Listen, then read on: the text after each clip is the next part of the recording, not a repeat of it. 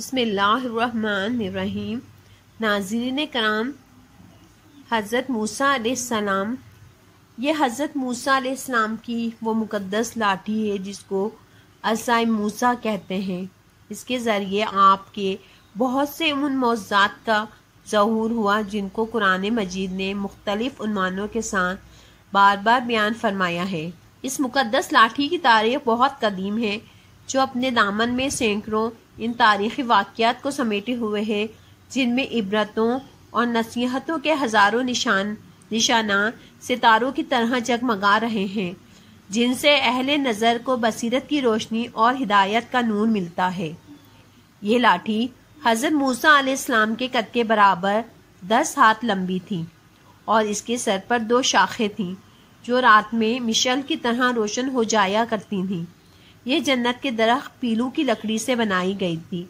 اور اس کو حضرت آدم علیہ السلام بہشت سے اپنے ساتھ لائے تھے۔ حضرت آدم علیہ السلام کے ساتھ اور خوشبودار لکڑی، حضرت موسیٰ علیہ السلام کا عصا جو عزت والی پیلو کی لکڑی کا تھا، انجیر کی پتیاں، حجر اسود اور جو مکہ معظمہ میں ہے، اور نبائے معظم حضرت سلیمان علیہ السلام کی انگوٹھی، یہ 5 چیزیں جنت سے اتاری گئیں۔ حضرت آدم علیہ السلام کے بعد یہ مقدس عصا حضرات انبیاء کرام علیہ السلام کے یکے بعد دیگرے بطور میراث کے ملتا رہا، یہاں تک کہ حضرت شعیب علیہ السلام کو ملا جو قوم مدین کے نبی تھے۔ حضرت موسیٰ علیہ السلام مصر سے ہجرت فرما کر مدین تشریف لے گئے، اور حضرت شعیب علیہ السلام نے اپنی صاحبزادی حضرت بی بی صفورہ رضی اللہ تعالی عنہ سے آپ کا نکاح فرما دیا، اور آپ 10 برس تک حضرت شعیب علیہ السلام کی خدمت میں رہ کر آپ کی بکریاں چراتے رہے۔ اس وقت حضرت شعیب علیہ السلام نے حکم خداوندی عزوجل کے مطابق آپ کو یہ مقدس عصا عطا فرمایا۔ پھر جب آپ اپنی زوجہ محترمہ کو ساتھ لے کر مدین سے مصر اپنے وطن کے لیے روانہ ہوئے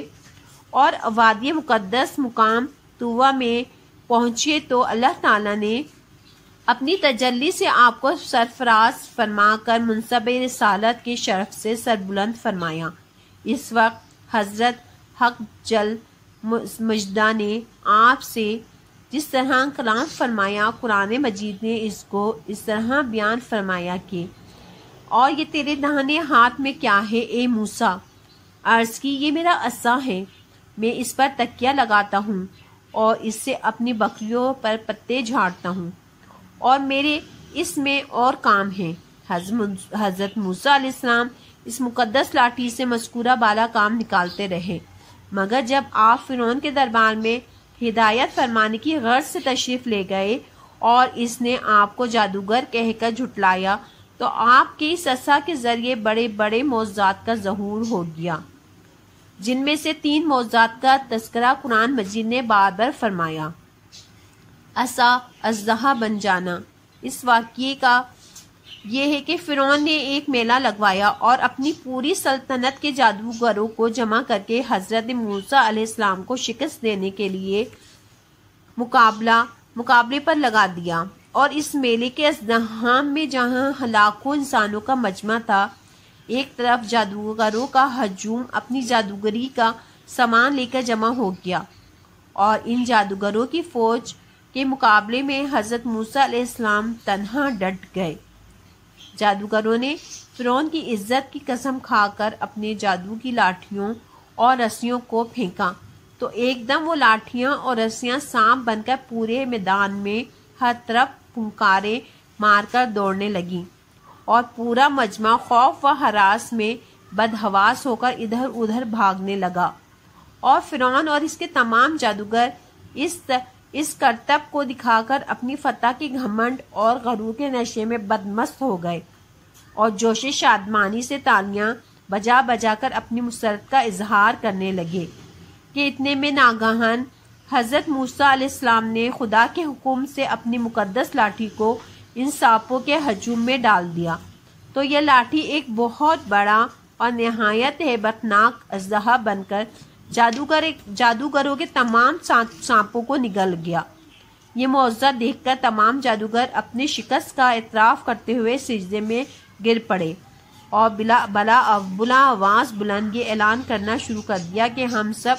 حضرت ہارون اور حضرت موسیٰ علیہ السلام کے رب پر ایمان لائے۔ چنانچہ قرآن مجید نے اس واقعے کا ذکر کرتے ہوئے ارشاد فرمایا، بولے اے موسیٰ یا تو تم ڈالو یا ہم پہلے ڈالیں۔ موسیٰ نے کہا بلکہ تمہیں ڈالو۔ جبھی ان کی رسیاں اور لاٹھیاں ان کے جادو کے زور سے ان کے خیال میں دوڑتی معلوم ہوئیں تو اپنے جی میں موسیٰ نے خوف پایا۔ ہم نے فرمایا ڈر نہیں، بے شک تم ہی غالب ہے، اور ڈال دے جو تیرے داہنے ہاتھ میں ہے اور ان کی بناوٹوں کو نگل جائے گا۔ وہ جو بنا کر لاری تھے وہ تو جادوگر کا فریب ہے اور جادوگر کا بھلا نہیں ہوتا، کہیں آوے تو سب جادوگر سجدے میں گر گئے۔ بولے ہم اس پر ایمان لائے جو ہارون اور موسیٰ کا رسا مارنے سے چشمہ جاری ہو گیا۔ بنی اسرائیل کا اصل وطن ملک شام تھا، لیکن حضرت یوسف علیہ السلام کے دور حکومت میں یہ لوگ مصر میں آ کر آباد ہو گئے اور ملک شام پر قوم آئکہ کا تسلط اب قابضہ ہو گیا، جو بدترین قسم کے کفار تھے۔ جب فرعون نے دریائے نیل میں غرق ہو کر حضرت موسیٰ علیہ السلام کو فرعون کے خطرات سے اطمینان ہو گیا تو اللہ تعالیٰ نے حکم دیا کہ قوم آئکہ سے جہاد کر کے ملک شام کو ان کے قبضے و تسلط سے آزاد کرا لیں۔ چنانچہ آپ 6 لاکھ بنی اسرائیل کی فوج لے کر جہاد کے لیے روانہ ہو گئے، مگر ملک شام کی حدود میں پہنچ کر بنی اسرائیل پر قوم آئکہ کا ایسا خوف سوار ہو گیا کہ اب بنی اسرائیل ہمت ہار گئے اور جہاد سے منہ پھیر لیا۔ اس نافرمانی پر اللہ تعالیٰ نے بنی اسرائیل کو یہ سزا دی کہ یہ لوگ 40 برس تک میدان طیبہ میں بھٹکتے اور گھومتے پھرے اور اس میدان سے باہر نہ نکل سکے۔ حضرت موسیٰ علیہ السلام بھی ان لوگوں کے ساتھ میدان طیبہ میں تشریف فرما تھے۔ جب بنی اسرائیل اس بے آب و گیا میدان سے بھوک و پیاس کی شدت سے بے قرار ہو گئے تو اللہ تعالیٰ نے حضرت موسیٰ علیہ السلام کی دعا سے ان لوگوں کو کھانے کے لیے من و سلوہ آسمان سے اتارا۔ من شہد کی طرح ایک قسم کا حلوہ تھا اور سلوہ یعنی بھنی ہوئی بٹیرے۔ کھانے کے بعد جب یہ لوگ پیاس سے بے تاب ہونے لگے اور پانی مانگنے لگے تو حضرت موسیٰ علیہ السلام نے پتھر پر اپنا عصا مار دیا تو اس پتھر سے 12 چشمے پھوٹ کر بہنے لگے اور بنی اسرائیل کے 12 خاندان اپنے اپنے ایک چشمے سے پانی لے کر خود بھی پینے لگے اور اپنے جانوروں کو بھی پلانے لگے، اور پورے 40 برس تک یہ سلسلہ جاری رہا۔ حضرت موسیٰ علیہ السلام کا معجزہ تھا جو عصا اور پتھر کے ذریعے ظہور آیا۔ قرآن مجید میں اس واقعے اور معجزے کا بیان کرتے ہوئے ارشاد فرمایا، اور جب موسیٰ نے اپنی قوم کے لیے پانی مانگا تو ہم نے فرمایا اس پتھر پر اپنا عصا مارو، فوراً اس میں سے 12 چشمے بہہ نکلے، ہر گھونے نے اپنا گھاٹ پہچان لیا۔ حضرت موسیٰ علیہ السلام ایک مدت دراز تک فرعون کو ہدایت فرماتے رہے اور آیات و معجزات دکھاتے رہے، مگر اس نے حق کو قبول نہیں کیا بلکہ اور زیادہ اس کی شرارتیں و سرکشی بڑھتی رہی۔ بنی اسرائیل نے چونکہ اس کی خدائی کو تسلیم نہیں کیا، اس لیے اس نے ان مومنین کو بہت زیادہ ظلم و ستم کا نشانہ بنایا۔ اس دوران میں ایک دم حضرت موسیٰ علیہ السلام پر وحی اتری